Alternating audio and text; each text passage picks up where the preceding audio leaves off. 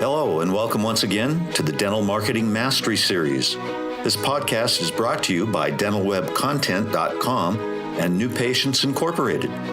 I'm Howie Horrocks, the founder of New Patients Incorporated. Along with me once again is my friend and partner and the president of New Patients Incorporated, Mark Dilatush. Well, hello, everybody. Welcome once again to our podcast. We're coming in to you live. No, we're not. We're recording this, aren't we, Mark? We are, but we're live currently.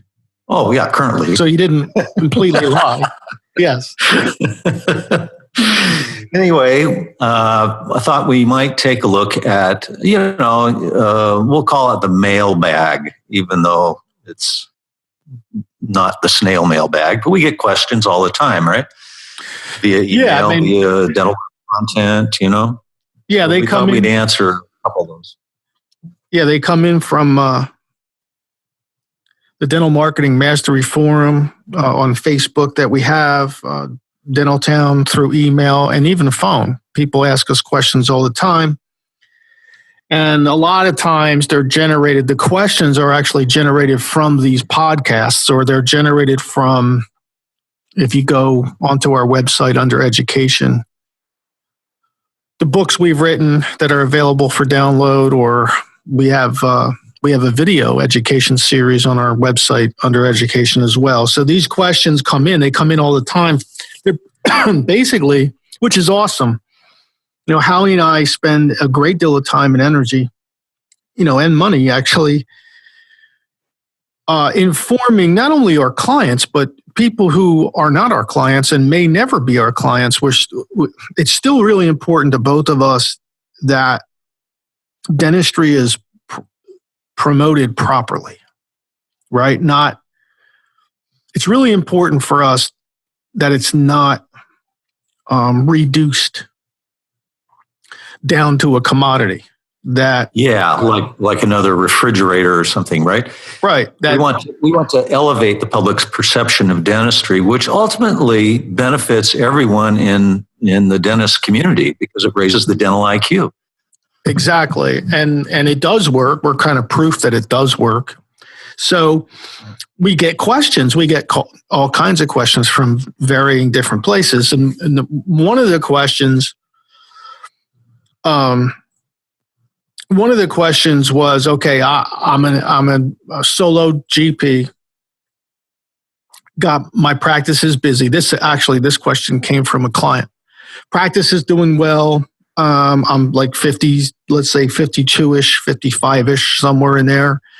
And if I do another 2-surface composite, I'm going to stab somebody with a pencil. And I want to do some more fun dentistry. But I'm going to bring in an associate. But I currently don't take insurance plans. But in order to make my associate busy, I want to start taking some insurance plans. But I,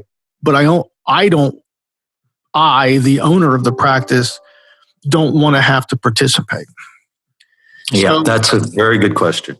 Right. And we get that question quite a bit. We get actually marketing plans come in and you see it all the time. The dentist will say, I've been in practice for 20, 25 years. It's time for me to start doing the fun dentistry and having an associate do the bread and butter stuff.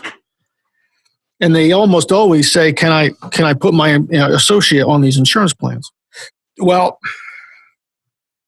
here are the main considerations to doing that. I'm not going to be the one who says you can't do it. Okay. I'm going to be the one, because it's not my job and I'm not an attorney and I'm not your CPA. But I will point you to 2 places. The first place I will point you is how the contract with the insurance company reads. Is it by location or is it by provider? That's the first place that you should go and look. The second place you should go is the IRS website and read very carefully the qualifications under IRS regulations on what qualifies to be a 1099 versus an employee. So really what you're dealing with here is you're dealing with 2 different higher authorities, I guess I'll say, is some insurance companies are going to require every dentist in the address to participate. In other words, you can't separate yourself out. So that takes those insurance plans off the table immediately. There are some insurance plans who may say, well, only the employees of that dental business at that facility have to participate in our plan. So you say, well, okay, I can just get a 1099. They're not employees, so I'll just get a 1099 associate. Independent contractor, right? An independent contractor, which is where you run into IRS regs and problems there, because hardly any associates under 1099s or independent contractors actually qualify to be independent contractors. Now, I'm not saying that you can't do it. I'm saying that you go into it with your eyes wide open so that you know what the risks are to doing it if you so choose. That's all I'm saying. I'm not making a judgment, okay? I'm also not paying your tax bill, okay? I'm not bringing your 3 square meals to jail, all right? So when we get that question during initial marketing plan consults, yeah, in theory, it sounds like you should be able to do that, but here's what we want you to get out of this portion of today's podcast. Cross all your T's, dot all your I's, listen to all the professionals in your state who will know. If you can or if you can't legally, contractually, bring in an associate, have the associate take insurance, and have you not under the same building at the same address. Now, I do know dentists who have satellite offices. Yeah, I was just going to say, what about a separate office? Yeah, exactly. Separate office, 5, 6, 8, 10 miles away, 2 miles away, whatever. And they market it and they put their associates in it. And all the work that goes to the fee-for-service practice that the owner currently enjoys continues to go there. And all the insurance work goes to the practice that has dentists who are signed up to take their insurance plans in that location. That works. There's nothing wrong. There's that you wouldn't be the first one to try that model. I can tell you that. Okay. So, but be careful trying to mix it all under one roof. I think you'll run into some regulatory issues no matter which direction you look. So now the second mailbag question actually comes, this one, I remember one time we did a podcast, oh God, it feels like about 100 years ago. We did a podcast on duplicate content because, I don't know, somebody was on the internet talking about, well, if I use somebody else's content, then Google's going to penalize me and, I don't know, take my dental license and banish me to some desert somewhere with no food and water for 6 months, or was some ridiculous threat like that. I remember it coming up just before we launched Dental Web Content. I think we launched Dental Web Content 2 Junes ago. Yeah, 2 Junes or Julys ago. And so obviously, if you have something really, really good, people try to blow holes in it, right? So, they said, well, what if I do this and what if I do that? And we basically said, it's proven content. It works. You just change the beginning and change the ending. So it's not duplicate. It's actually can't possibly be duplicate content in that light.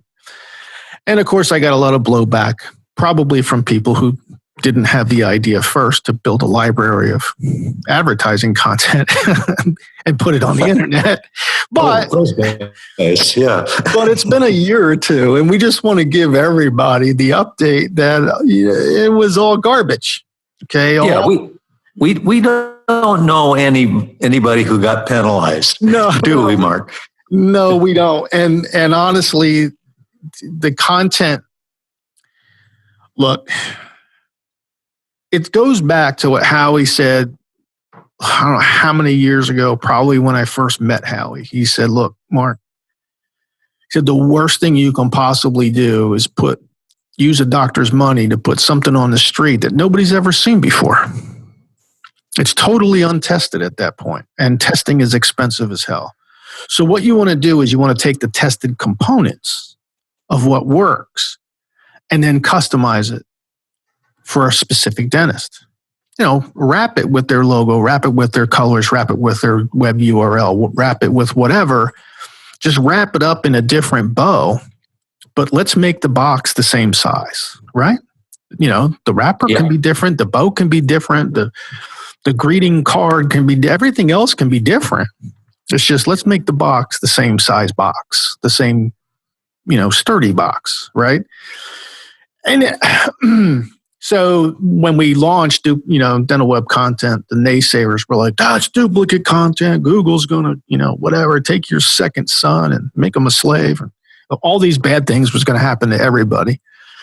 And we're very glad to sit here and say now, 2 years later, that was all crap. Okay.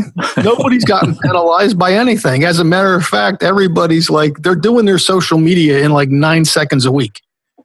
They log on, grab their stuff. We customize a form anyway, and we just deliver it, and they go post, and they go take care of patients. So anyway, there's no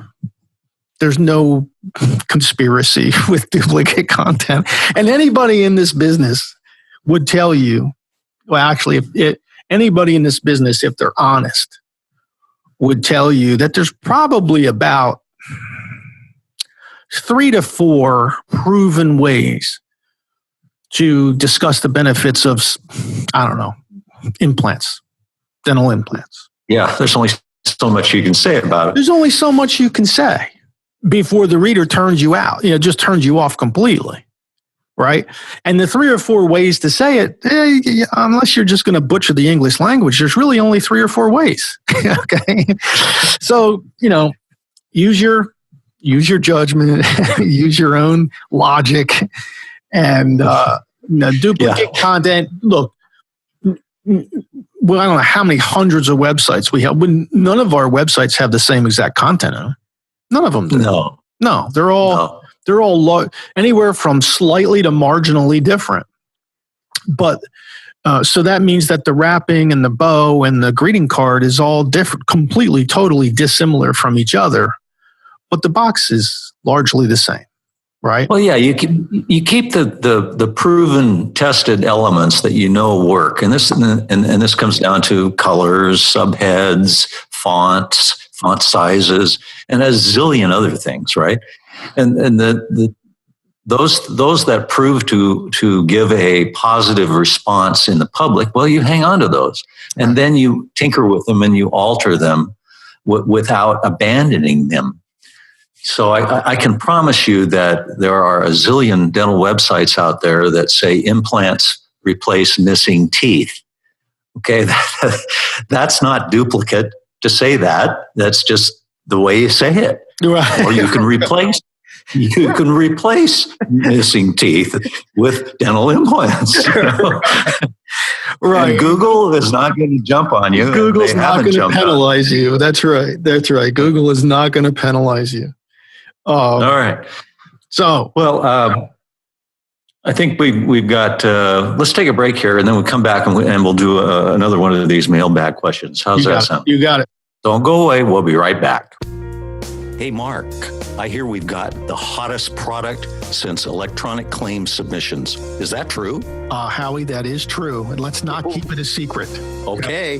So what we're talking about, everyone, is online scheduling. It's real-time online scheduling integration between your practice's website, no matter who you got your website from, and your practice management software. And it will absolutely 100% add more new patients, add additional existing patient appointments to everyone's scheduling system that's listening to this podcast. I think it's 98.8% compliance, meaning 98.8% of the people ever installed are still using it and benefiting from it. This is not a fad. This is not a dream. This is not something that new patients will avoid. They love it. They love the convenience of being able to do this. If you want to take a look at it, send us an email, Howie and I, or you can actually log on to New Patients Inc. and get this. You can actually schedule an appointment to see it right from our website. Imagine that. So do not hesitate. Take a look at this and get it integrated into your office. You will absolutely get more out of advertising, every advertising dollar you spend. You're just going to love it. Okay, we are back and we are reaching into our virtual mailbag and pulling out another question here. It's actually a physical mailbag. I can see it on my computer screen. I can. Exactly. Well, no, I guess that's virtual. You're right. So, all right. So we get this question all the time. This is actually probably weekly. We should probably address this about every quarter or every half of a year, I guess. But we get people who, most of the inquiries are dentists who are currently angry at their current website developer. And we honestly try to figure out why, because we don't want to be the next person that you're angry at, right?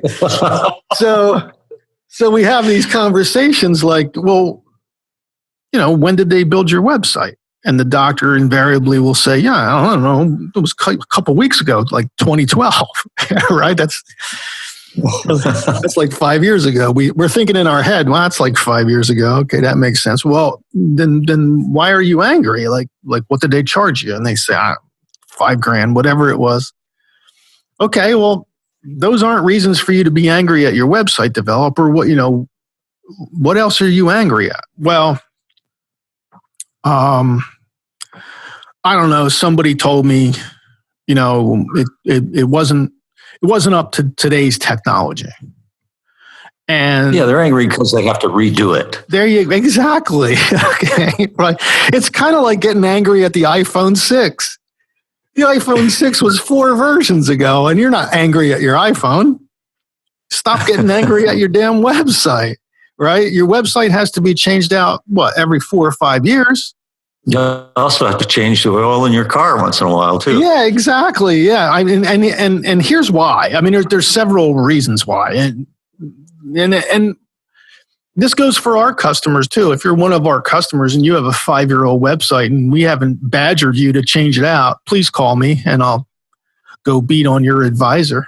But no, you got to change out your website every 4 or 5 years anyway. That's just, websites are never done. There's new technologies that come around all the time. Google, I don't know how many people are listening to this that remember, 4 or 5 years ago when responsive websites came into the picture. And the development tools for responsive websites were robust enough not to diminish the page load time. Everybody had to change their website to a responsive website. I mean, it's not just you. Nobody's picking on you. Okay. You can't just build one website and say, okay, I'm good for my career. It doesn't work that way. Howie, how many websites have we gone through in the last 5 years for our company? I'm going to say at least are we on our second or third website in the last 5 years? I think we're on our third. I think we're on our third website in the last 5 years for our own company. You just, it never ends. You constantly evolve. You constantly tweak. New technologies are available. Our new website's going to be able to do things our current website absolutely cannot do.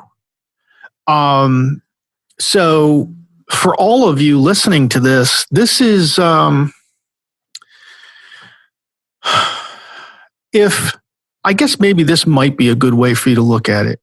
In the old days, dentists would, they would spend a lot of money vying for position in the yellow pages, which is kind of what your website is now. It's kind of like your Yellow Page listing. Nobody uses the Yellow Pages. They just use your computer and they go to Google and they search for things. Instead of opening up a Yellow Page, it opens up a browser and you get 10 or 12 listings, just like a page in the Yellow Page book would be. And then you get to look and you get to see what you want or don't want and select the person who you want to, handle the dental care for your family. I mean, it's not that much different than the old days. It's just electronic.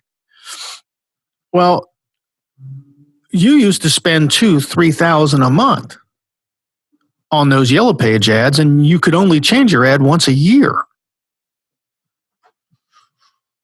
With a website, It evolves. It's dynamic, and you don't spend anywhere near that. Anywhere, not even close to that much money each year, gaining the position within your marketplace for people who are looking for dental services. It shouldn't cost you anywhere near that for a website and really good cutting edge SEO work for your organic positioning.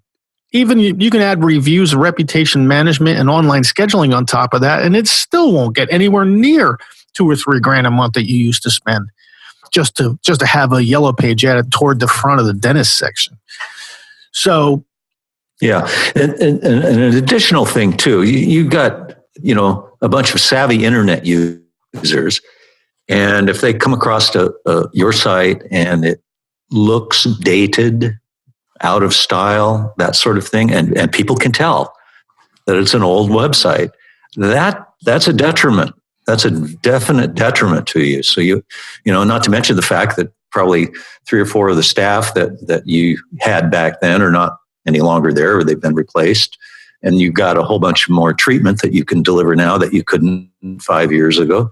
So there's all kinds of reasons that you need to keep in mind to keep your website up to date. Yeah.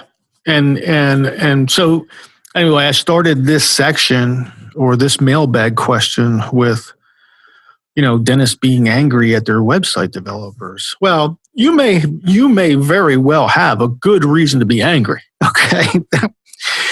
But changing out your website design every 4 or 5 years shouldn't be what you're angry about. If you're angry their fees are too high, like what are our fees for hosting for a year is like $179. Okay, you want to get angry at somebody for charging you $100 a month for hosting? Go ahead, get angry. Okay, you deserve to be angry because you shouldn't be spending that much. You want to get angry at somebody's SEO costs because they're ridiculous? Go ahead and get angry at that. That's fine. But don't get angry at a website developer because they recommend that you change your website out every 4 or 5 years, because honestly, you should. Now, if you're swapping it out and you're doing good, solid, professional search engine optimization to your site, and you don't see the traffic and you're not getting conversions, and then you don't get angry. Have a conversation with them. Say, look, I'm sticking with your program, but I'm not really seeing a lot of benefit. Then maybe it might be time to move to a different company. But don't get angry at a website company because they recommend what's the right thing for you to do. And the only reason they're telling you this is because the technology that they can use didn't exist 4 or 5 years ago when they built your last website. Okay, it's very similar to an iPhone. You got to think of your website like your iPhone or your Droid. I got a Samsung 6. What are they up to? Samsung 10 now or 9 or something? I'm not angry. I'm just going to upgrade my phone. I mean, I mean, it just is. It's just the way it is. Howie's point is good. I'll also say that, within the technology advances that are made in programming and programming languages for websites, new features of those websites are unveiled. And many of those features, specifically with dental consumers, lend themselves to better traffic conversion. So, hanging on to an older website without those technology features or the features of the technology may actually be holding you back from another patient or two each month. So, It's not just for the sake of doing it. I've honestly never seen a website developer just like sit there and go, I just want to do another website just for the sake of doing it. Yeah. That doesn't make any sense. It doesn't make anybody, have more happy customers. Right. So I'm not sure you should be getting angry at someone who tells you every 4 or 5 years you should be redoing your website, because really you should. So that's the point of the last mailbag. Yep. Well, we've come to an end of another podcast. We sure thank you all out there for tuning in each week. We appreciate it. And we will look forward to being with you again soon. Bye now. We hope you've enjoyed our podcast today. You can find more podcasts on our YouTube channel, on Stitcher, and iTunes. Also on our websites, dentalwebcontent.com and newpatientsinc.com.